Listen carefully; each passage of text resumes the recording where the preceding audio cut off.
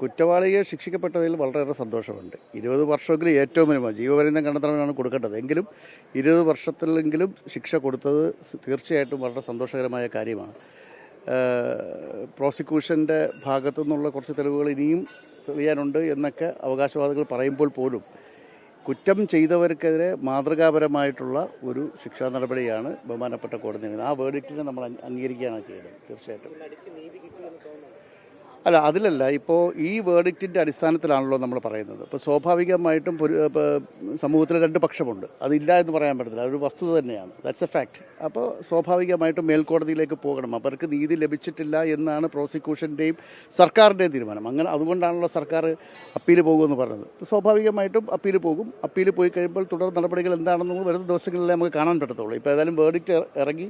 ഏതായാലും 3000 പേജുണ്ട്. എത്ര പേജുള്ള 3000-ഓളം പേജുള്ള ാണ് ഇറങ്ങിയിരിക്കുന്നത്. ഞാൻ വിധി പകർപ്പ് കണ്ടില്ല. നിങ്ങൾ പറഞ്ഞിട്ടുള്ള അറിവേ ഉള്ളൂ. ഒരു സ്ക്രോള് വന്നു, ഇങ്ങനെ 20 വർഷം കണ്ടെത്തണമെന്നുള്ള സ്ക്രോള് മാത്രമേ കണ്ടുള്ളൂ.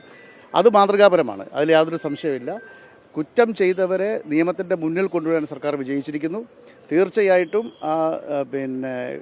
കുറ്റം ചെയ്തവരെ ശിക്ഷിക്കപ്പെടുകയാണ് ചെയ്തത്. അത് സത്യം പറഞ്ഞാൽ നമുക്ക് തീർച്ചയായിട്ടും ഒരു സമൂഹത്തിന് കൊടുക്കുന്ന നല്ലൊരു മെസ്സേജ് തന്നെയാണെന്നാണ് എൻ്റെ വിശ്വാസം. വലിയ വിമർശനമായി ഉയർന്നത് ദിലീപിനെ വെറുതെ വിട്ടു എന്നുള്ളതാണ്. അതായത് നമ്മളെ സംബന്ധിച്ചിടത്തോളം ഒരു കാര്യം മനസ്സിലാക്കണം. നമ്മൾ വസ്തുനിഷ്ഠമായ കാര്യങ്ങൾ സംസാരിക്കണം. ഒരു കോടതിയുടെ മുന്നിൽ വരുന്നത് തെളിവുകളുടെ അടിസ്ഥാനത്തിൽ മാത്രമേ ഒരാളെ കുറ്റവാളിയാക്കുകയോ ശിക്ഷിക്കപ്പെടുകയോ പറ്റത്തുള്ളൂ.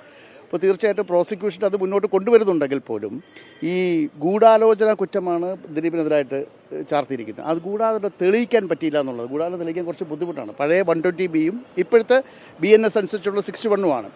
അപ്പോൾ ആ ഗൂഢാലോചന തെളിയിക്കപ്പെട്ടില്ല എന്നുള്ളതാണ് കോടതി കണ്ടെത്തിയിരിക്കുന്നത്. അപ്പം സ്വാഭാവികമായിട്ടും നമുക്കിനിയിപ്പം അതായത് സർക്കംസ്റ്റൻസസ് ഒരുപാടുണ്ട്. അപ്പോൾ ചെയിൻ ഓഫ് സർക്കംസ്റ്റൻസസ് മാത്രമല്ല, നമ്മളെ സംബന്ധിച്ചിടത്തോളം പ്രോസിക്യൂഷനാണ് ഏറ്റവും കൂടുതൽ ബേർഡൻ ഉള്ളത്.